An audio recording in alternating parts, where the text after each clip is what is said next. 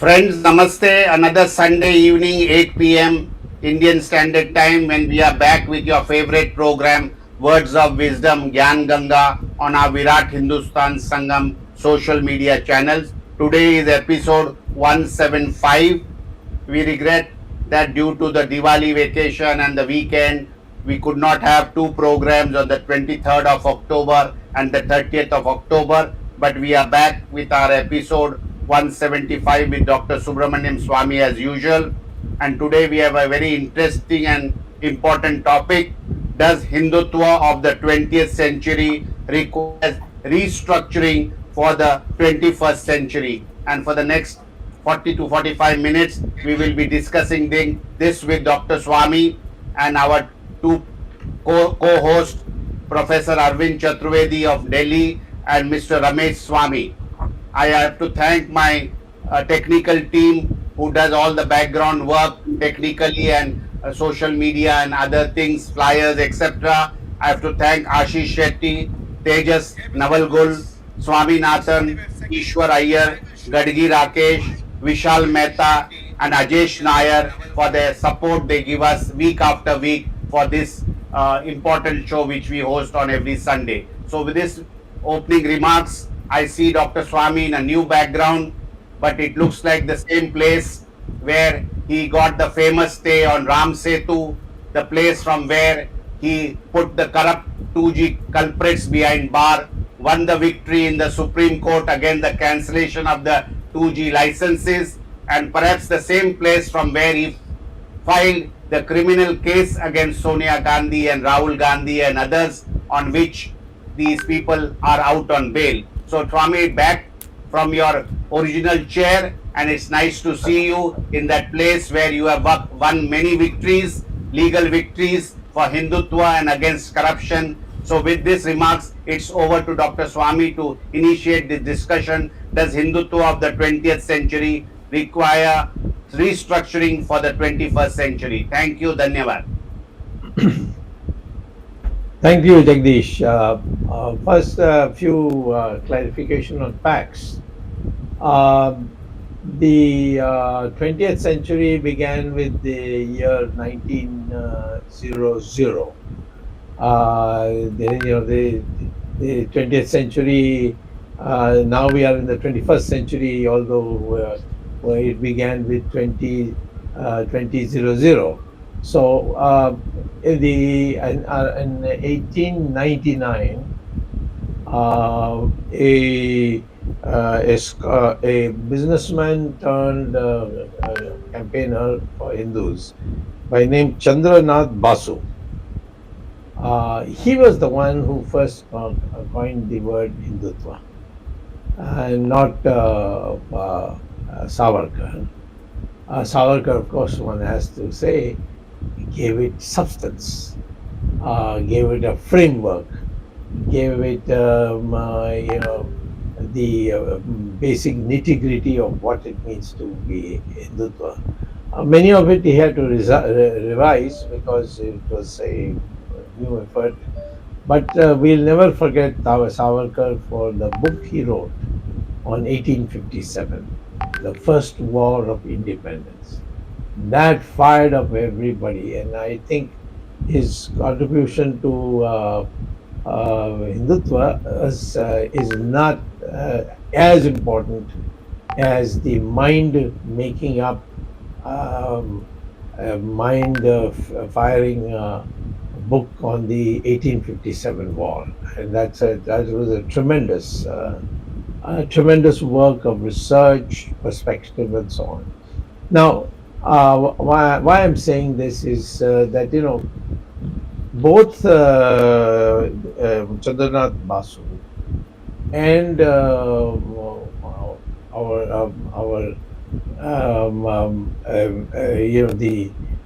the issues of that were raised subsequently, they really dealt with an identity crisis, and not in a substance and structure of Hindutva.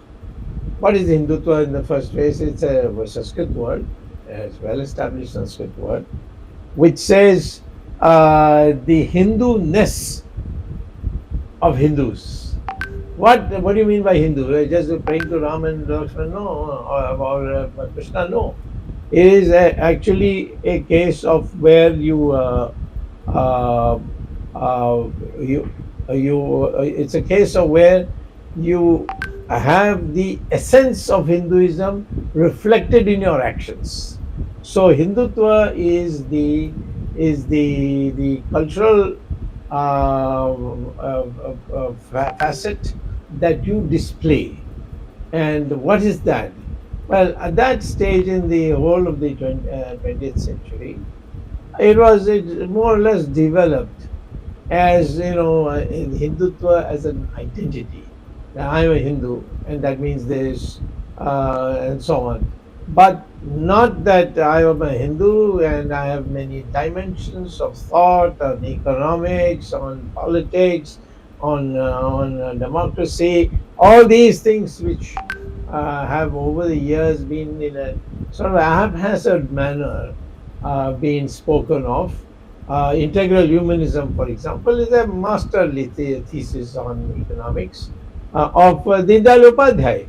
But neither Vajpayee's government nor Modi's government has done anything whatsoever to make it as a part of the syllabus. They teach us the rubbish called Marxism.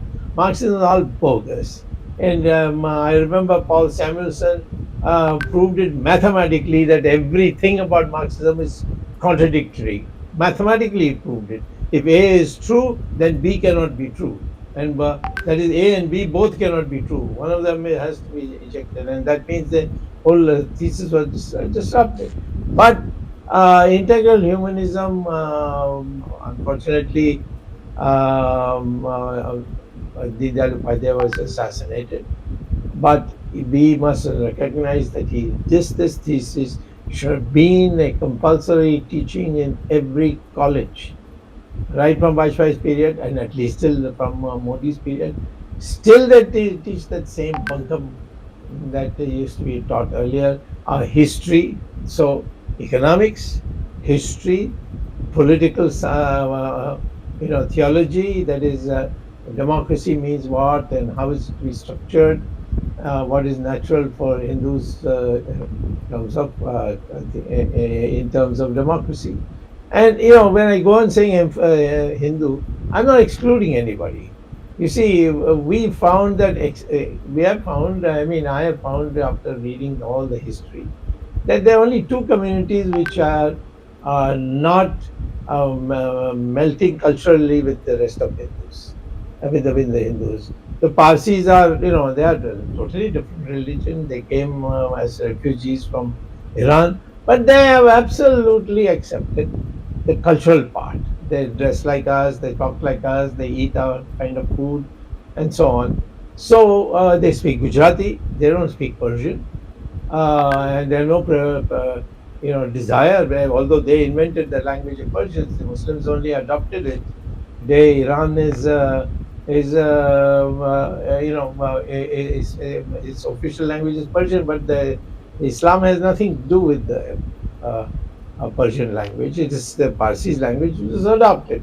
But in India, the Zoroastrians, as they are called, they culturally don't make any difference with the rest of India. Similarly, the Jews. I remember when General Jacobs was leading our army. The Pakistanis were objecting, saying, "Oh, India has deliberately put a Jew to insult us Muslims," and so on and so forth. But the rest of India, they thought of him as a hero. And so Jews are heroes. Anyway, we are friends of Israel, so it doesn't matter whether this man thinks or that man thinks.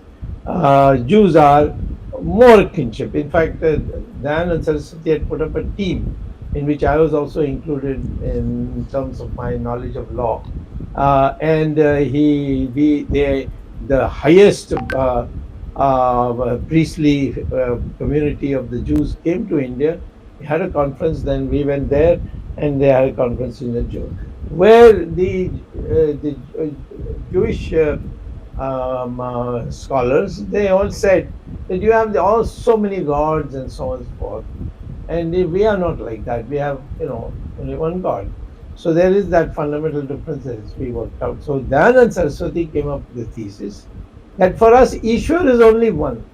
And all these are manifestations of Ishwar. They are not separate theology. And that the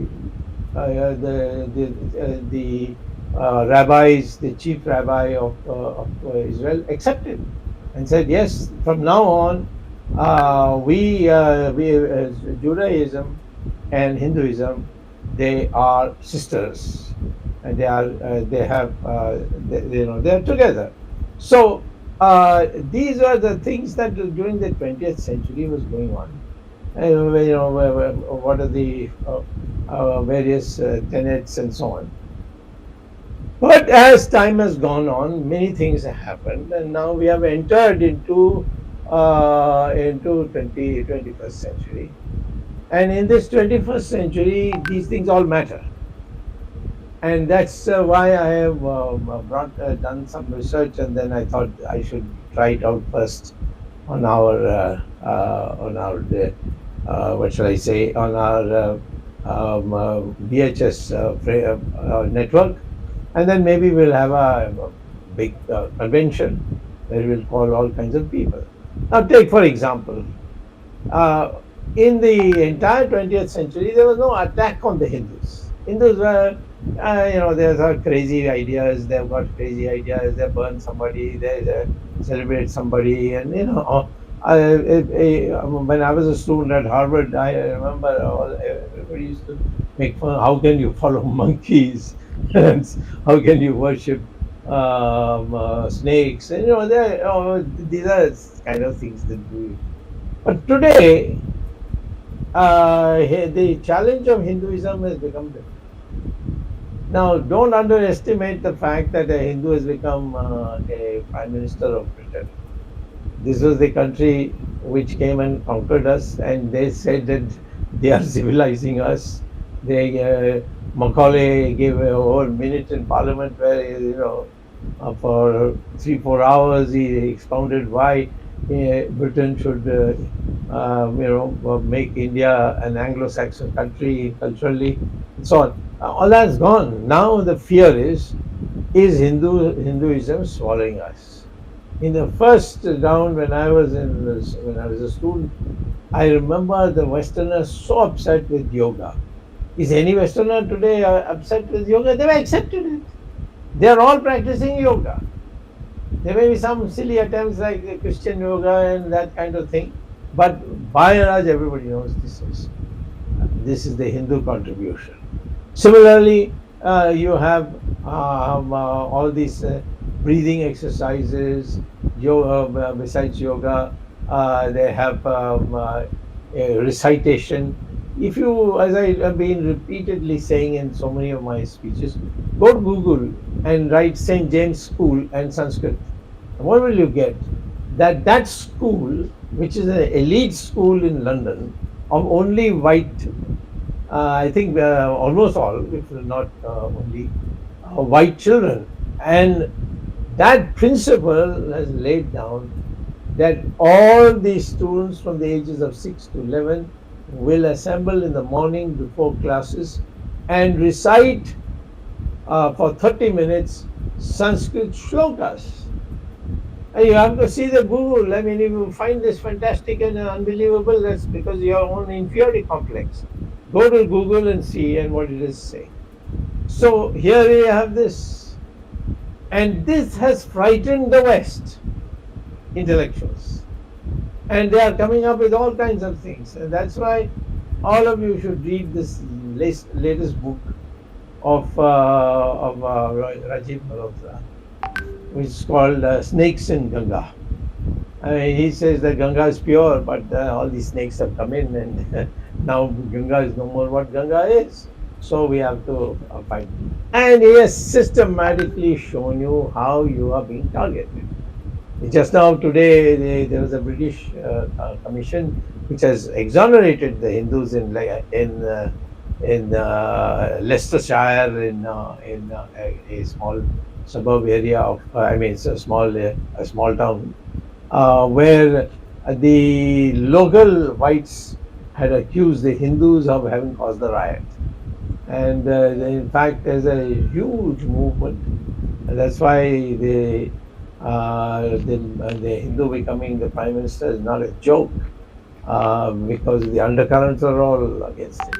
So the Muslims are, in fact, the Labour Party and all, they fraternize the Muslims. It's not that all Muslims are on one side. There are a large number of Muslims from India who want to be treated as Indians, and unfortunately, we have not been able to put what needs to be put across. So let me say that the 20th century Hindutva was just the Hindu-ness of Hindus.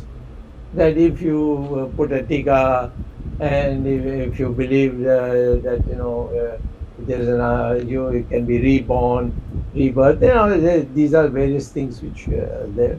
That is what was thought. And to say that time was blasphemous, because then immediately the British authorities will say these are fanatics and so on. And we have to be very careful, because then the next thing is they will start saying that you should leave India. So it was essentially an identity problem. Today we have, over the years, grown to, because we have prospered, we have chaps have gone abroad and they've demonstrated. We have scientists who have got Nobel Prize, like Chandrasekhar, and of course much earlier C.V. Raman, and so many others have since then got it, Khurana and so on. But the fact is, slowly this has become clear. These Hindus, they are really brainy people, and that's being completely to be accepted. But they also say their beliefs are scientific, and people have forgotten. But I would advise you to go back to Google and find out, type um, the name of Miller, editor of Newsweek, where she wrote a 3-page editorial on Newsweek, which is a common man's magazine or middle class magazine, which she said, now we are all Hindus. And in 2009, when I saw it, I just began campaigning on my Hindutva ideology. I was shocked. I said, how can a Christian Anglo-Saxon say that we are all Hindus? So she starts saying, wherever I go, people talk about yoga. Wherever I go, people talk about breathing. Wherever I go, they say we cremate our people after they're dead, because it's just a body. The soul is gone. So she says, look at the amount of savings of money we would make and property if we didn't bury people. In fact, you have to go to see New York, the most prestigious properties is just full of graves. You know, and then you have to look after it also, and come there and put flowers to show that you care and so on. So she mentioned all these, that the Hindus have scientific approach to life, and we have to start learning it and not go by it. And that time people started coming to India. So there was a very famous actress, Julia Roberts, Oscar winning. She came to India and she completely convinced. She converted, went back to the United States, converted her husband and children also to Hindu, and they were to temples. And she recently gave a statement that I go to temples, I celebrate Hindu festivals. So what I'm saying is this Hindutva has become multi-dimensional, not one-dimensional, and this is that multi-dimensional thing that I'm arguing today, that we must recognize. And that multi-dimensional thing is not only appreciation, but also condemnation is taking place. There's, the entire academic staff which is left wing or is being financed by the Islamic world. They are attacking the Hindus. They are making sure that the students of America are given textbooks in which all kinds of rubbish is written, and so on. They target. What was I target? I was Harvard's one of the most brilliant students according to Samuelson and Simon Kuznets. And at a time when they thought Indians had tails in like monkeys, I was made in. I was allowed to take the general examination in 6 months, which most people take 4 years, and I passed it. And not I passed, I passed on the top of the grade. And then they made me have a young assistant professor, associate professor. Then I decided to come back to India, and then of course I went back as visiting professor many times to Harvard, and suddenly all of a sudden the Indians like Amartya Sen and industrialists like Tata and all these people, they at the behest of Sonia Gandhi, they poured into Harvard. They all these India studies in religion, which are constantly distorting, and they put them together, and without giving me an opportunity, which is the basic democratic principle, without giving an opportunity, behind my back, they didn't say anything. They said because he said in an article in a Bombay newspaper that Muslims of India should accept that after partition that they belong to India, which is a Hindu country, and they should adopt a Hindu customs which don't clash with their religion. And otherwise, we will have to tell them that, listen, why did you force us to have why did you stay in India? You should have stayed in Pakistan, where you are free to practice your religion as you like. We are in our country. It is wrong to think that we have freedom to practice any religion as we like, only in the theology part, but not in the cultural side. There is no requirement in that. Why is the Constitution of India having uniform civil code? Isn't that interference in the religion of Muslims? But we say no. You should read the debates, and you should read. In fact, you should read Ambedkar. I mean, what a man he was. He wrote a thesis. He wrote a paper for a seminar in 1916 in Columbia University, where he went to get a PhD in economics. And it was how India is one country, how Indian values are all the same. And then after that, getting a PhD, he went to London School, got his DSc, and then after that, he got a law degree, came back to India, and he did this wonderful work on the Constitution. And Nehru targeted him. Nehru is something like, I think, Narendra Modi. He can't stand anybody else. So he targeted him, and he saw to it that his booth agents were all removed, and Ambedkar lost his deposit twice in a Lok Sabha election. That broke his heart. And finally he then said, I don't want to be this Sanatani types. I want to be a Buddhist. Everybody, all the Christian leaders, Muslim leaders came to him saying, no, you come to us, we'll celebrate you. No, he says, my basic values are common to the Hindus, and I will be a Buddhist. Of course, in our constitution, Ambedkar put that a Hindu means, besides the Sanatana Dharmi and etc., it also means Sikhs and Jains and Buddhists. It's there in Article 29. Please go and read it. I tell people they don't believe it. Then bring the constitution. They said, are you sure it wasn't amended later? I said, no. I can take you to the Constituent Assembly debates and show Ambedkar arguing this. So I am saying that we didn't appreciate such people. And they latched on to one sentence of the great man who propagated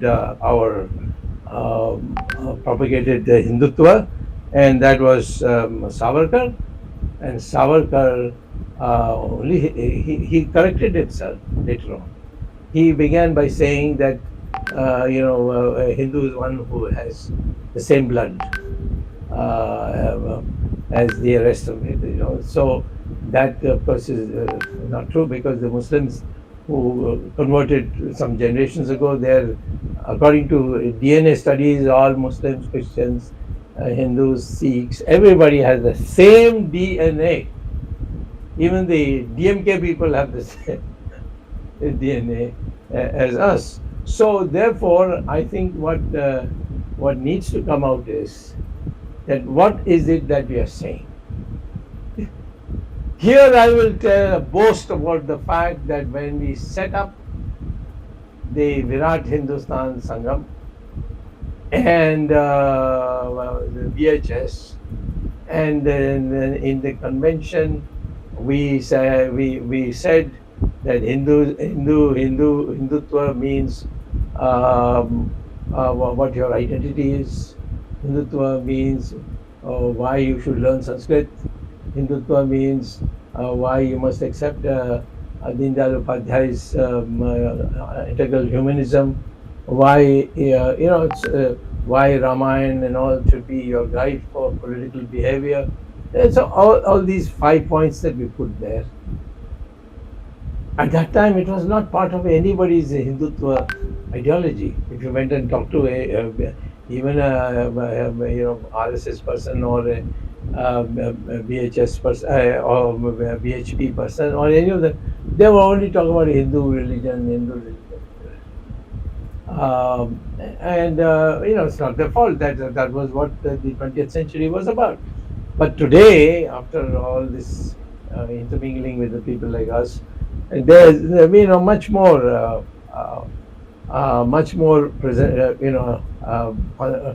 a sophisticated presentation. Rajiv Malhotra, I would consider as the model for us, for a Hindu intellectual. He should be treated as number one. He should be given Bharat Ratna. He should be celebrated, because look at the research he has done. I mean, I'm a person who has done a lot of research. I've joint authored with Paul Samuelson. But when I see his research, I'm amazed. See, how does this man? And you should know his background. He was a top intellectual of a high-tech company. Electronics company or whatever that is called, IT company. And at the age of 44, he just resigned. He came back, and all the savings he made into trust and gave it to his children, his wife, and said, "Now on, I am going to do only for this." And he started breaking India, and now so many. He has done a book on artificial intelligence. Please read it. This book says what we have already been propagating all these years in our conferences, and that is that artificial intelligence ultimately will have to store knowledge in only one language, and that is Sanskrit. It's there in NASA report. You could just go to Google and type in Google that Sanskrit and artificial intelligence. You'll get all the connections. So therefore, these are the things that should be brought out. Hindutva is not whether you're a Chutia or you're Politica and all that. Those are okay. I mean, those are identities that we should welcome. But the fact is that the core item is a multi-dimensional personality, and that personality, number one, know who you are. You are the same people right from Himalaya to Indian Ocean, from Junagadh or the western part of India, all the way to the eastern part. All the people there, except those who came as migrants, a handful here and there, they all have the same DNA. DMK people have the same DNA as any Brahmin in India. And I used to challenge Karunanidhi. Hey, you want to let me come with me? I said, challenge Ovesi also. In Hyderabad, they have the finest laboratory, microbiological laboratory. Come with me and test your DNA, and my DNA will be the same. But he has refused to do so. Naturally, as an educated man, he knows what it is. So, so first is know who you are. We are one people. We have not come from anywhere. We may have gone somewhere, but we have not come from anywhere. This is the birthplace of the Hindu. Number two, and I say Hindustan because Muslims who are willing to be acceptable to, willing to accept our brotherhood, we will include them as Hindustanis, that is, those who belong to the land of Hindustan. And they Muslims also accept that. But you don't have to push anything down their throat. But those who imitate the Middle East, they say four wives I have a right, I have talak right. All that, sorry, that doesn't come with our constitution. It's against our constitution. So first of all, who are we? We are one people. Our DNA is the same. There's no such thing as Aryan, Dravidians, all bakwas, nonsense. And so this two, we must our common language from which all other languages have come is Sanskrit. So all of us should start the process of learning Sanskrit. I can't make it compulsory overnight, but it is a process we can start. And Sanskrit can be taught. I know the RSS has a body called Sanskrit, to teach Sanskrit, and that I have been to that thing, and I was amazed. In 10 days, you are able to converse Sanskrit. So if you can do that, there are villages like in Karnataka where the people in that village speak only Sanskrit and no other language. So Sanskrit is a common language. Now lawyers or judges like Ganguly, etc., these great lawyers, they have said in their judgments, you can Google it and get it.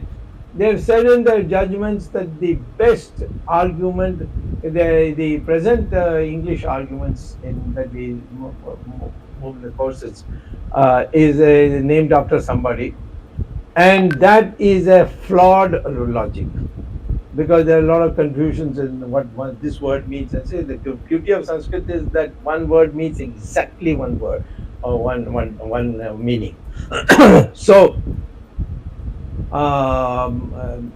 Justice Ganguly advocated in a judgment that the Sanskrit principles of arguments, that should be the Sanskrit principles, they should be used in the arguments when you argue in court. Now, someday I'll do a special session on that. How is it different from the English law? And therefore, I would say, here's an example why Sanskrit is important. Sanskrit is important for artificial intelligence. Sanskrit is important for your brain improvement. This is at St. James School.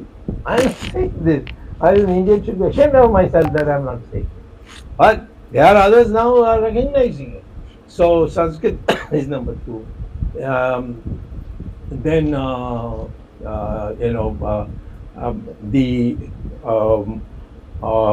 not merger, but the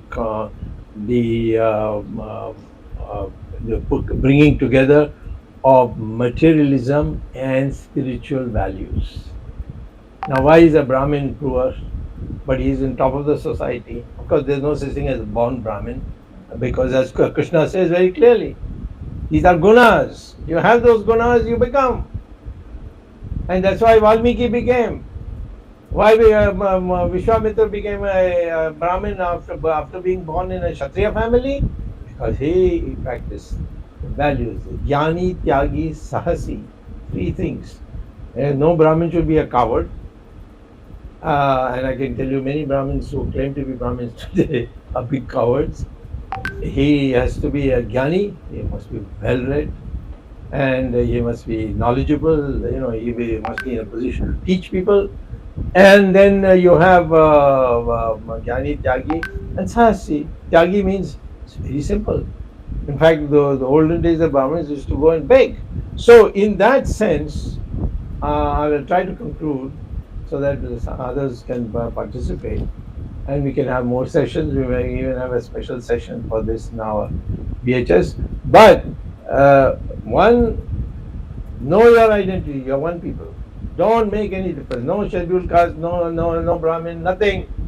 They're all the same, and our DNA is the same. So that's one people. Two, you must learn Sanskrit. Sanskrit is your language for knowledge, for education, etc. Law also. Third, you should not aspire to be a rich person. In America, you go, everybody wants to be a rich person. But in India, people give it a look at Jayaprakash Narayan, how he used to roam around. I mean, he got a degree from America. I know. He could have been he could have made a lot of money. He refused deputy prime ministership offered by Jawaharlal Nehru. So, Gandhi also, I mean, people say he did a drama, but the fact is what he was trying to prove is if I am to lead the people, I must be like a Brahmin. So therefore, Gandhi was that, Sardar Patel, only Jawaharlal Nehru was a fraud. And I know some other frauds today who claim to be great spiritualists, but enjoy all the nasty things about of life. So these things, these are the ways. So the third, as I say, the spiritualism and economic development. There must be an adjustment that should take place. So that's why the person who wrote the after Kautilya is of course very difficult to understand, but Deen Dayal Upadhyay is somebody who you can learn from. You read his book, Integral Humanism. He's done a very small. I have written also a book where I've elaborated mathematically Deen Dayal Upadhyay's thesis. And finally, the decentralization of our politics. It's all getting centralized now. In our ancient times, we used to have people disagreeing, opposing. You just see Mahabharata, you see Ramayana. Do you think that Rama didn't have opposition? He was opposed by Lakshman himself. He said, how can he get monkeys and take them there? So then again there was a big protest from Hanuman when Ravan's brother Vibhishana, he defected and came over to Ram, and of course Ravan had kicked him out. So I mean he didn't defect, really speaking. And what did Rama do? As soon as he came, he welcomed him, garlanded him, and crowned him. Said the next king of Sri Lanka would be Vibhishana. And he never wavered from that. On that, Lakshman was very angry. Why? We could have made this as part of Ayodhya also. Such a rich, beautiful place. So these are value systems in politics. And that's also very important. So I will say 21st century should be a new ideology. Hindutva shouldn't be just Hindu-ness. It should be a new ideology of these 5 points, which we have been propagating in our VHS. So, and then perhaps have one book for each of those 5 qualities, so it can be told. Or get people like Rajiv Malhotra and others to write on it, and let's see whether it can be done in a big way. Ashok Singhal wanted to do it, but he didn't live long. unfortunately. But I think time has come for us in the 21st century to be 21st century Hindus. This is what I want to say. Thank you very much for this opportunity.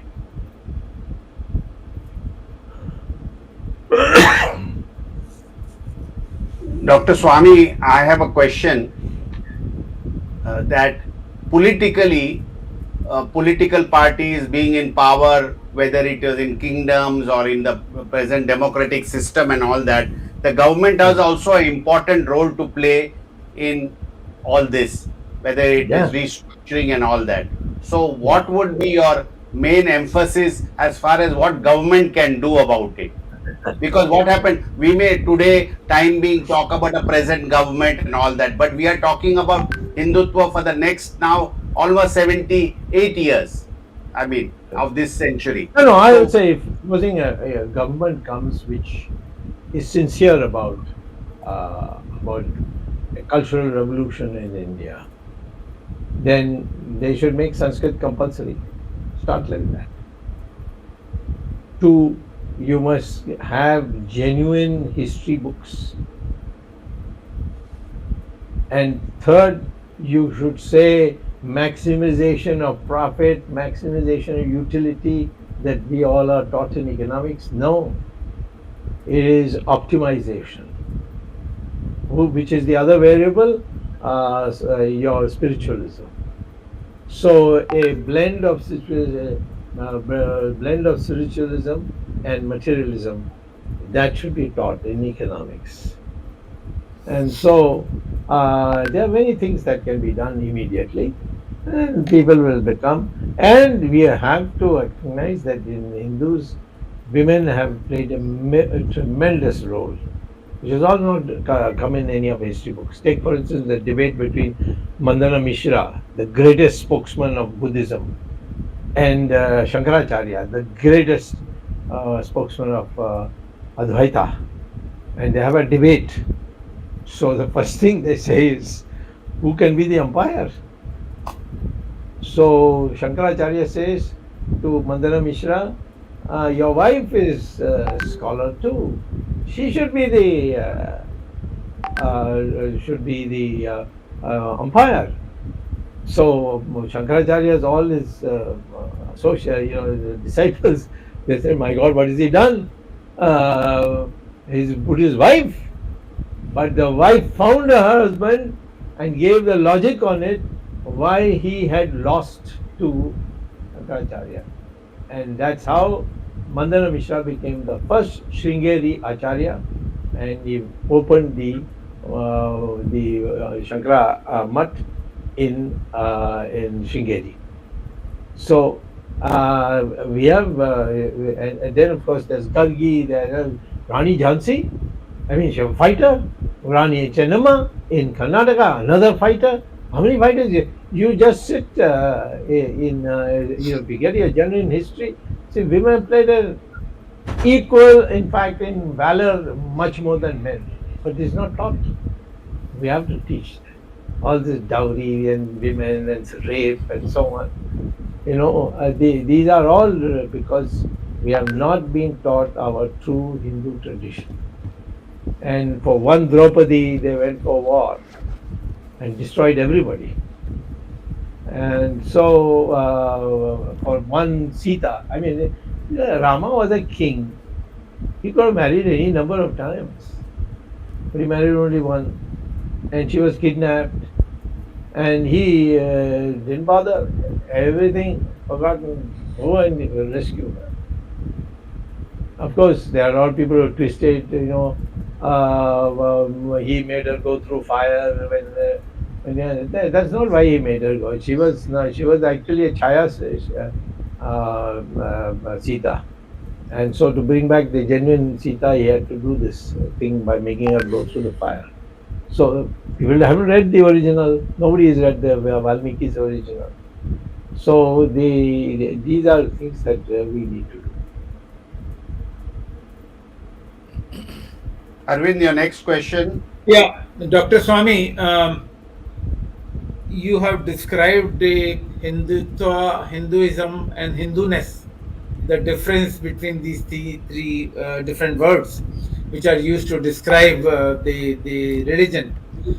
A Hindu religion is so colossal. There has been attempt to reform for several decades, I mean several centuries. For example, we start with 19th century Swami Dayanand Saraswati, who brought in Arya Samaj, Raja Ram Mohan Rai, who brought in Brahmo Samaj. We have Swami Vivekananda, Ramakrishna Paramhansa, Prarthana Samaj. I mean, then there are so many sects. I mean, so there has been attempt to reform Hinduism over a period of time, and every now and then, maybe every 50 years, every 60 years, there is a voice. Now, what is the essence that has to be changed, and what is the essence that has to be retained? You see, all these people who you have mentioned were the 20th century people. They basically wanted to modernize the religious precepts. I am saying that if you want Hindutva, then that essence of Hindu should come in the military.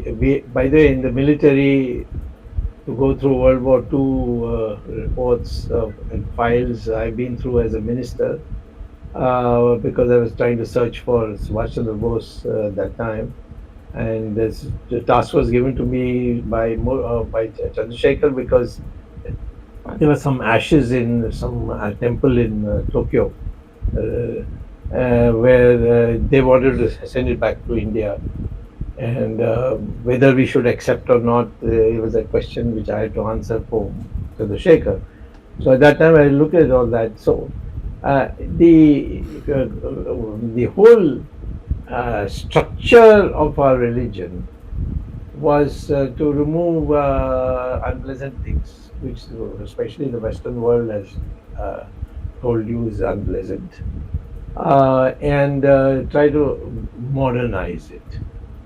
I am talking of a multi-dimensional thing. You are a Hindu. If you believe in profit maximization and utility maximization, nothing else, then you can't be a Hindu. You have a one-track mind for profit, whether it's emotional profit or a financial profit. But that's all you're interested in. If you treat women as people who can be divorced, or you can have 4 children, 4 wives, but the women cannot have 4 husbands, or the women should be only taught so much, and then after that, you see, there's a dowry problem, so you have to save money. All these, I'm not talking anymore of sati, because sati is now outlawed. But broadly speaking, you must make man and women equal. They are not equal in every aspect, and the men are stronger physically than women. But then brain-wise, women are certainly equal, if not more. And if you look at the competitive exams, I find number 1, number 2, 3, all are women.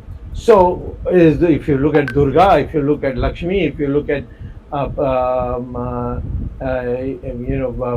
Saraswati, these are the most important things of life, and you don't have a male god for it. You have women god for it. These things have to be put into your brain. And therefore, then in schools there will be no Eve teasing, nothing of that kind. So I am talking about a 5-dimensional approach.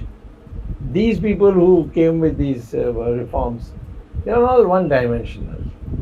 No untouchability, no this, no that, all around the same thing. Let me tell you that our scriptures say that Shruti is God given, so Deva Vedas, for example, is God given, and hence you cannot amend it. But Smriti is man-given. So you can have the marriage code. Yajna Valkya had one, Mitakshara had another, Manu had. You can all scrap all that. You can bring in a new a Smriti to say marriages should be this, and there should be no difference between dowry is evil. All that you can put it in a. We have not done it. Nobody has said no Manu Smriti, no Yajnavalkya, no Mitakshara. Now we are going to have a new one. And you call all the sadhus together and tell them to prepare it. And give them a copy of our constitution and say that it should meet the requirements here. So these are much wider, broader things, because in the world, Hindus are now becoming important. There are no more coolies. There are no more slaves. There are no more just picking stones from one place and putting in another.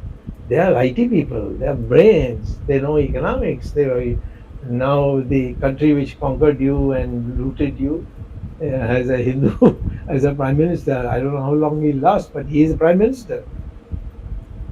I mean, the country which says it's Christian, and the queen is queen, or now the king adheres to that. That has a Hindu as a thing. It's a major revolution is taking place. I don't know about that person's character, the man who's become the prime minister. But I do think that the event is indication that the Hindu revival, which was there, Hindus were the most prosperous countries in the world. Everybody came from all over to India.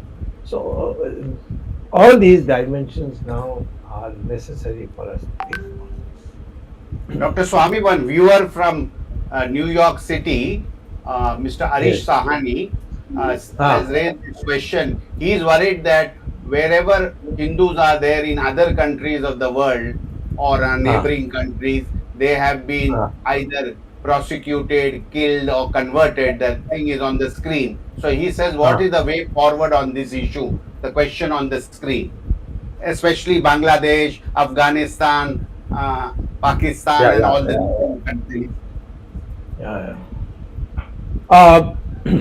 Harish Sani in New York is one of the pioneers in the Hindu movement in United States, especially in New York. So he is asked a question. I'm flattered.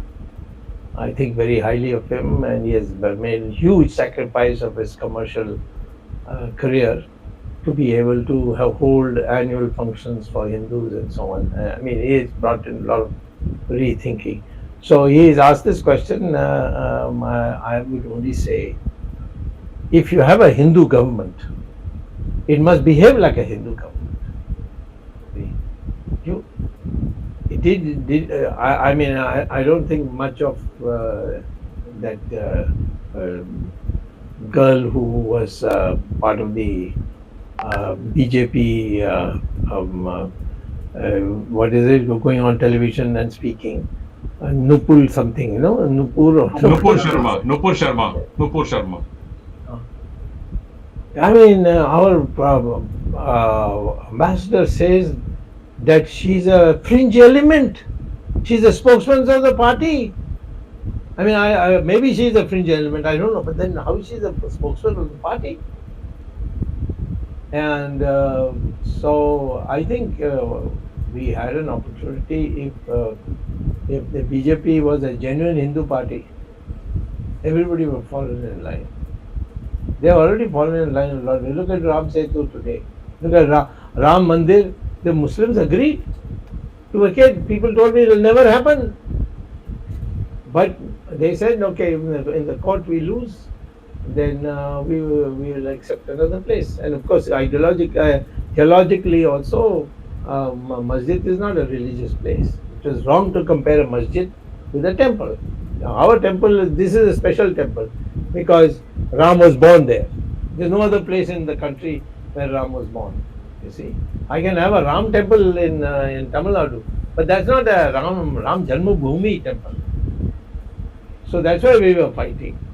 And there are only two more left now. One is Krishna Janmabhoomi and the other is Janvapi Jyotirling Mandir. So, other than that, if the Muslims demolish some masjid, mandir somewhere, we'll build it somewhere nearby. We don't have to demolish that masjid to build because there is no sanctity. The sanctity is only for the image. If the image is intact, you build another temple a little further away. But these three, Ram temple, Krishna temple, and Kashi Vishwanath, they cannot be built anywhere else. They have to be built there. And if you have built a masjid there, too bad for you. And masjid can be shifted, masjid can be broken. All over in Saudi Arabia and Turkey and all, they're doing it all the time. But it is not considered a religious place. It's a place for congregation to read namaz and nothing more. So these are the things that have to be put across. It should have been put across in a way that all those who were Qatar Muslims, they had Pakistan. He created 1/3 of India was cut so that these people can have a country of their own. Now you come and say, no, they will continue to have a country, a separate identity in India. No, culturally I cannot. Dr. Swamy, you just now mentioned about Hindutva people in government. Actually, the observation is that when people get power, they change. Samajwadi people, socialist people, when they go to power, they become Punjivadi, the capitalists. Similarly, the Hindutvadi people, when they get the power, they become secular. And we have observed this not only in last 8 years, but we have also observed in the previous 6 years. So in last 14 years out of the independence, we have seen Hindutvadi forces have been put to vote, put in power, central government, but then they become secular. Listen, would you say that if Sardar Patel had become the Prime Minister, he would have also become secular? Who knows? What do you mean, who knows? As Deputy Prime Minister, he went to Calcutta and addressed press meeting, a public meeting, and the butchering was going on in Dhaka and other places in what was then called East Pakistan. And he said, listen to me, if you don't stop this killing of Hindus, I will come and stop it. Next day it stopped. Even in Somnath temple. Somnath temple? Is that what they broke it? Now they're building it. Oh, Nehru drew up such a thing. The problem is that we followers are weak, not the leaders are weak. We select weak. ये adjusting type है, वो बड़ा कट्टरपंथी है. Morarji was, but he never got a chance. And I can tell you that the freedom was got by Subhash Chandra Bose, but we don't hardly recognize him. Ambedkar, you just read his books. What he said should be done. You should have used that and said Ambedkar says this. So these are escapism to say all these people are the same. Once they become changed. Kick out Mr. whoever it is who is not following your party life. After all, Mr. Modi got Uttarakhand temples nationalized. He should have been sacked at that time. And I certainly will, if he opposes on the 10th of this month, when the Ram Setu matter comes, if he says no, I will not agree to making it a national heritage monument. It is my birthright to tell him that please the government should resign. Mr. Modi should resign and go. This is not why I joined BJP or millions and millions of workers joined. You are weak, so therefore you say no, this is, when rape is inevitable, lie down and enjoy it. This is what the American slang is all about. Sorry for that crudity, but I thought that is more graphic. It needs to have an impact, Dr. Swamy. Just following up on the earlier questions. I mean, at least in UK, we have a man who's dressed as Western, at least believes that he's a Hindu. But sadly, in your country, there is a man who's dressed as a Hindu, but I'm not sure if he's a Hindu. Uh, okay, so giving that, I mean, this party took a platform of Hindutva as being the prime objective. That is Yeah. common. So, and Yeah. it is obvious, Dr. Swamy, as you said, even though Hindutva, whether it needs restructuring for the 20th century or not, it's just for a party that is built upon the core ideology of Hindutva, Yes. using it only as a pole plank. I mean, No, where then the core are we going to people say? get disappointed? No, No. I Vajpayee understand. No, lost let not me. because of that. What was Vajpayee's problem? People felt that he didn't do even a simple thing, and so that's how he lost. Although the intellectuals are all enamored of him, wonderful man, so decent, so witty, so much this, and then what happens? India shining. his slogan was India shining, and ended up from 182 seats to 118 seats. You see. Well, so that's exactly where I was No, coming. I will tell you, this is a very dangerous game to play. That now I've got it, I got power by Hindutva. Now Hindutva is taken for granted. Now I will get all the others also to join so that we are therefore in power forever. People are not like that.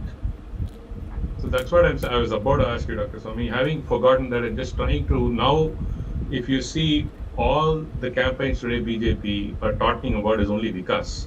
Like India know. shining. It's a repetition of Vikas. I mean, Vikas is just another repetition of what you just said, alluded to, was this India shining, which is a disaster for BJP. And Hindutva, even in the current elections, has been forgotten. So, what would be the impact? I mean, that's the question that I wanted to ask you in terms of the people's mindset. Are they seeing? I mean, given where we are as an economy, leave that as a side. But Hindutva, you still feel has a huge impact on the people voting. Listen, when I was campaigning against the emergency, everyone told me in America, Indians included, and Indians here, particularly in South India, that democracy doesn't suit poor people. Some of us educated people, we enjoy democracy, we may vote for democracy, but if there's an election, the poor masses who got trains running on time and officers coming to office on time, they're all going to vote for her. And what happened? The educated South, that includes you and me, Mr. Ramesh, voted for Indira Gandhi overwhelmingly. They wiped out everybody else. And Karnataka same, Kerala same, Andhra same. It is these illiterate masses of UP, Bihar, Madhya Pradesh, Rajasthan, Haryana, all defeated not only every Congress MP, but they defeated Indira Gandhi also and Sanjay Gandhi also. No one foresaw that. I only, of course, was saying that if God wants us to be slaves, then let him get Indira Gandhi get elected. Because I had no idea that this is how the public is going to react. And that poor public, it is the North Indian poor who got us back our democracy. So don't underestimate it on that basis. People are okay. You be okay, and you'll see that people will be okay. Thank you. Jagdish, Arvind, you can conclude this. This is really the unending debate. And Dr. Swamy, who masters the Hinduism or the deep knowledge of Hinduism that he has, he can go on and answer all our queries and questions, doubts. But naturally, we have a time limitation, so we have to halt at some time. We normally have 45 minutes. We violated that. But Dr. Swamy, as you suggested, Virat Hindustan Sangam must organize a debate on this issue, that what kind of reforms, restructuring, or renaissance. In fact, you have written a book about Hindu Renaissance. What kind of what kind of Punarjagran we should have in Hindutva, and that Punaruthan, I think. Punaruthan or Punaruthan. Punarjagran, they are two both important things, and to what extent we can go, or do we call it modernization of Hindutva? I mean, so that is something which will come from a longer debate. Maybe 1 hour discussion is not sufficient. But thank you, Dr. Swamy, for enlightening all of us. And you have given the historical sequences, how Hindus developed and how Hindus have actually now deteriorated to a certain extent under I will not say present rule, but those who claim to be the Hindutva leaders. And as Ramesh said, they are fake Hindutva leaders. They are not really original Hindutva supporters. Thank you very much. Thank you, Ramesh. Thank you, Jagdish. Thanks the technical team led by Ashish Shetty, Gadgi Rakesh, Ishwar Iyer, Swaminathan, Tejas, Vishal Mehta, Ajesh, for organizing this Gyan Ganga Words of Wisdom series. 175 episodes we have completed. Next Sunday again with another topic, and Dr. Subramanian Swamy will be meeting. Viewers, thank you very much. See you next Sunday 8 p.m. Till then, Namaskar, Jai Hind.